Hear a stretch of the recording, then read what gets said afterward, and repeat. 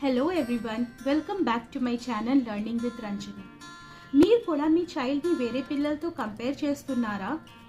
అవునండి, మన పిల్లలు అందరిలో చూస్తే ఒకరు అర్లీగా నడవడం స్టార్ట్ చేస్తారు, ఇంకొకరు లేట్గా మాట్లాడటం కదా అండి. ఇలానే జరుగుతుంది కదా.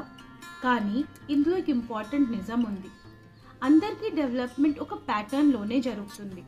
దాన్నే యూనివర్సల్ ప్యాటర్న్ ఆఫ్ డెవలప్మెంట్ అంటారు. యూనివర్సల్ ప్యాటర్న్ ఆఫ్ డెవలప్మెంట్ అంటే ప్రతి చైల్డ్ ఫాలో అయ్యి ఒక పర్టిక్యులర్ సీక్వెన్స్. స్పీడ్ డిఫరెంట్ ఉండొచ్చు, కానీ స్టెప్స్ని స్కిప్ చేయకూడదు. ఫర్ ఎగ్జాంపుల్ లాంగ్వేజ్ డెవలప్మెంట్ని చూడండి. ఫస్ట్ బేబీ సౌండ్ చేయడం స్టార్ట్ చేస్తుంది, దాన్ని బ్యాబ్లింగ్ అంటాం. తర్వాత జెస్చర్స్ స్టార్ట్ అవుతాయి. ఫింగర్ పాయింటింగ్తో, ఫేస్ ఎక్స్ప్రెషన్స్తో నీట్ని ఎక్స్ప్రెస్ చేయడం నేర్చుకుంటారు. తర్వాత సింగిల్ వర్డ్లో వస్తారు, తర్వాత 2 లెటర్ వర్డ్స్లో వెళ్తారు. అలానే సెంటెన్సెస్ ఫామ్ చేయడం నేర్చుకుంటారు. తర్వాత కరెక్ట్ గ్రామర్ వస్తుంది. ఇంకొక ఎగ్జాంపుల్, ఫిజికల్ ఎగ్జాంపుల్ కింద చూసుకుందాం.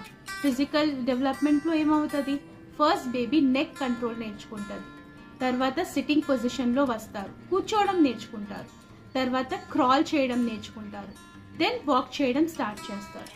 No baby can walk without sitting andi, and no baby can crawl without gaining control. Sequence is more important than speed.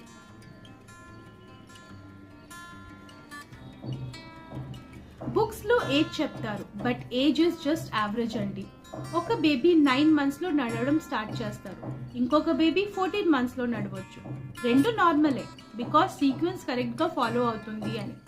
మనం వరి అవ్వాల్సిన విషయం స్పీడ్ కాదు, సీక్వెన్స్ బ్రేక్ అవుతుందా లేదా అని చూడాలి.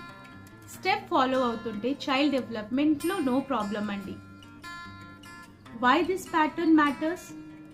ఈ యూనివర్సల్ ప్యాటర్న్ మనకి హెల్ప్ చేస్తుంది కంపారిజన్ని అవాయిడ్ చేయడానికి, అన్నెసెసరీ టెన్షన్స్ తగ్గించడానికి, చైల్డ్ని ఇంకా బెటర్గా అండర్స్టాండ్ చేయడానికి. Development is not a race అండి, it is a journey with steps. ప్రతి స్టెప్కి వాల్యూ ఉంది. ప్రతి చైల్డ్కి టైం కావాలి. Trust your child and trust the pattern. Thank you everyone.